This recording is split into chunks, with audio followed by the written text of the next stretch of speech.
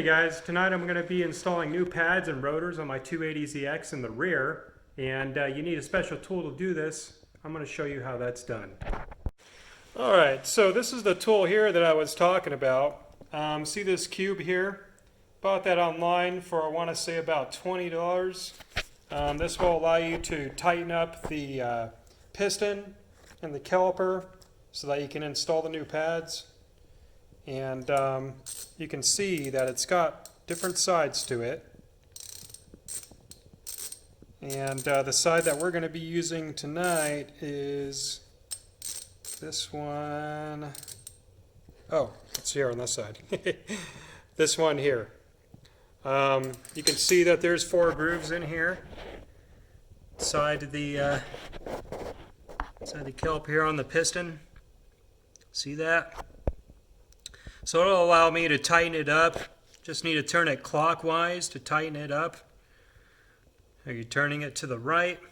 And that'll allow me to install the pads with enough clearance to put it back onto the new rotor. Alright, I'll show you guys what I'm talking about here. Doesn't take very much. You'll see I'll probably just turn it a couple times here.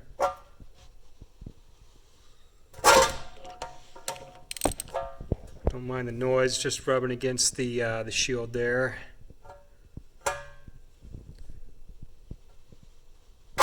And that's it. She's tight. Let's just double check that. Oh, maybe a little bit more. Kind of hard to do this one-handed, but oh, no, there's more. So basically you're going to go until it's flush. Well, when it stops, and then it'll be pretty flush. And just about there. So it's probably a few turns. I gotta be careful because what it's doing there with the boot is kind of funky.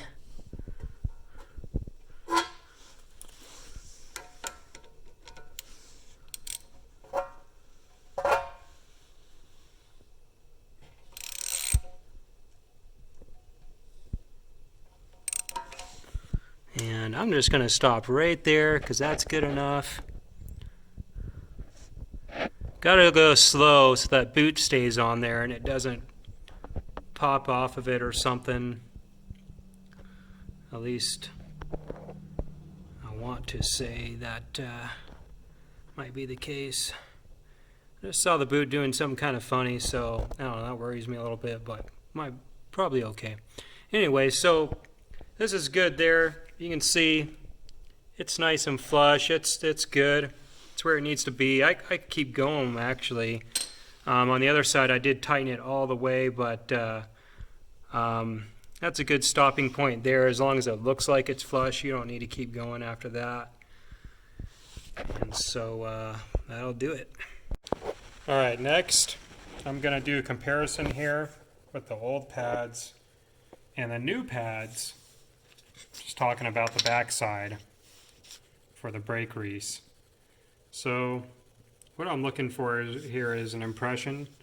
So you can see the impression there and here. So those would be my 2 spots where I got to put it on the pad that sits on the outside of, the outside of the caliper. And this one here, you can see sits on the inside. You can see the impression there from the piston. So that'll be the other spot that I need to put the grease for the inside pad, which would be this one here with the tab on it. So that's the difference there between the two. One has a tab, that one's for the inside. And here's my other new one here. I'm going to go on the outside. You can see these pads have a pretty good life on them. Why am I swapping these out? Because don't really look like they need to be. Well, because I don't like them. I don't like the braking power, so I'm going with these here by Power Stop, the Extremes, and we'll see how they do. Hoping I get better braking power out of these. Alright, here we go. So I'm going to put some of this grease on the inside pad in the middle here.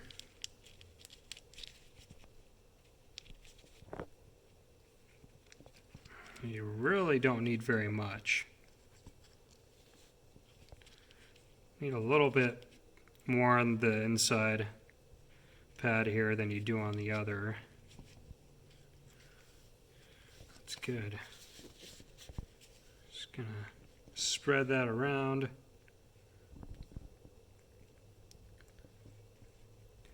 And you just want to keep it on the center there because it's making contact. This one's making contact with the piston, and that's the only area that's going to need it. Alright, now for the inside pad, or excuse me, the outer pad. This one will go in two different areas. And I'll just show you guys over here. It is going to make contact with the spot here and this here on the inside of the caliper. Alright, so we're going to do a little bit here. Actually, it needs to be more on the outside.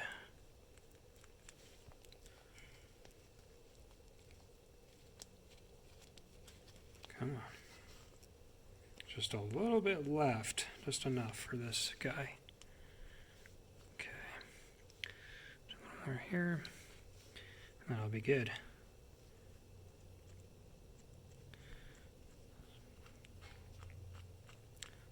So there, and that's all you need. Alright, now we're ready to install the first pad here. I won't be able to do this on camera because just one man holding the camera here. So I'm just going to show you guys real quick how it will go on, and then we'll come back after that. So basically what you got to do here is get the tab in there first and then rotate it, and then you got to squeeze each clip and get each side in there, and that's all there really is to it. Now it is pretty tricky. It's much harder than it sounds. It takes me a few minutes to do this because it's really hard to get inside of these tabs here. It is just not the easiest thing I've ever done. I would say it's much easier on other vehicles I've done a brake job on, but the Z has made it kind of difficult. So I will be back in just a moment after I put this pad in. Alright, so you can see I've got the first pad on there. Like I said, this was not easy to do. Datsun has made this part somewhat difficult. So what I just learned right now, and I'm sure I've done it this way in the past, but it's just been a while since I've done a brake job on the Z. I got this pad in at the bottom side first, and then I did the top side next. And I think the reality behind that is that the top is easier to do last because you can see exactly what's going on. It's like, once you get the bottom side in, pretty easy from that point to get the top in if you can see exactly what's going on. And there is a section here that you push on. It's kind of hard to see. Actually, I can show you right here. So this guy here on the inside, there's another tab just like that, and basically I'm just pulling up on that to get the rest of the pad in there. Next, I'm going to go ahead and put this pad on there, and it's just essentially the same thing. One thing you want to be careful about is pulling spreading the caliper out.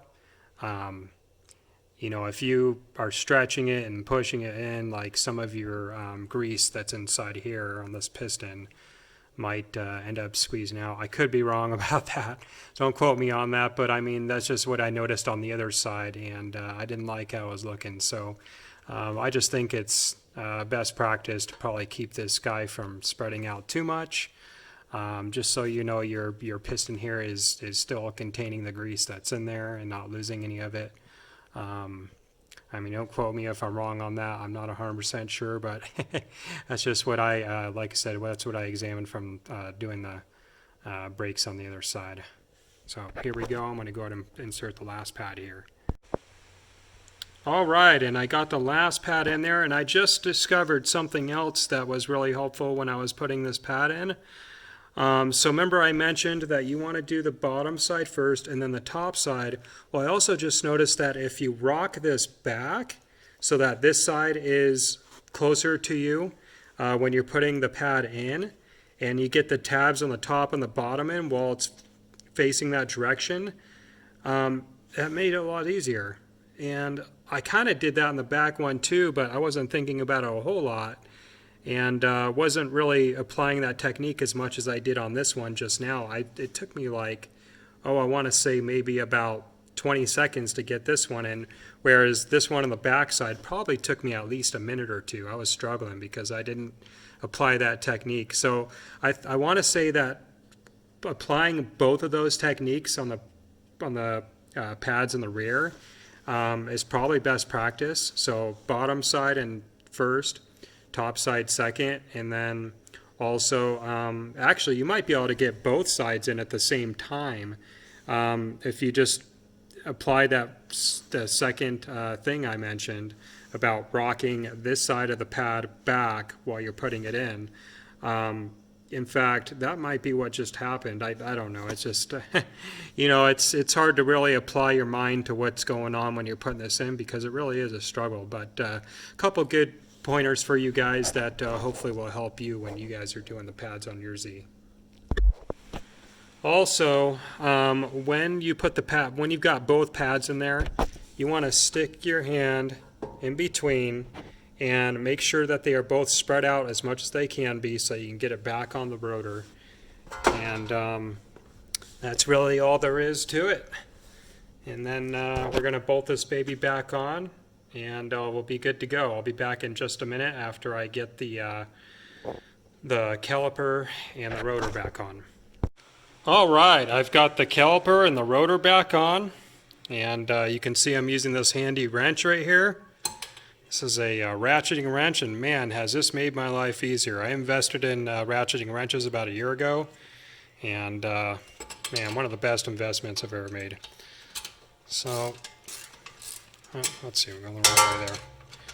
So I'm using this bad boy to tighten up the bolts for the caliper, and once I get to the point there where it's snug, which is right there, I'm just going to tighten it about that much.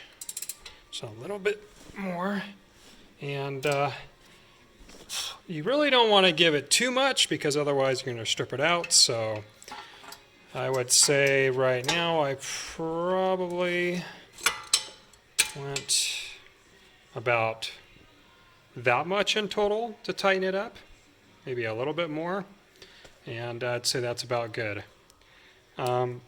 I'm sure that there is specs out there for torquing this down, but I don't own a torque wrench, so I'm just using my best judgment here. And you can do the same. Just you know, I wouldn't say don't do it about much more than that. Otherwise, that could be overkill, and you'll probably strip it out. So just you know, you saw me, I just cranked on it a couple times once it felt like it was snug and good to go.